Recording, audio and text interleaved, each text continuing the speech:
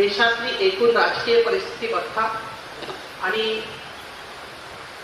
महाबोधी विहाराचा प्रश्न बघता सगळ्यांना असं वाटतं की हा जो वाद आहे हा हिंदू आणि बौद्धांमधला वाद आहे असं सगळ्यांना वाटतं.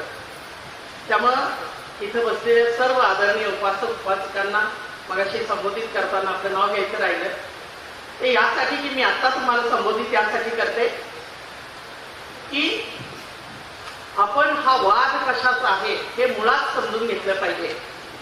खरं तर हा जो ऍक्ट आहे त्याची मी छोटी पुस्तिका आपल्या समोर सादर करणार होते की काय ऍक्ट आहे.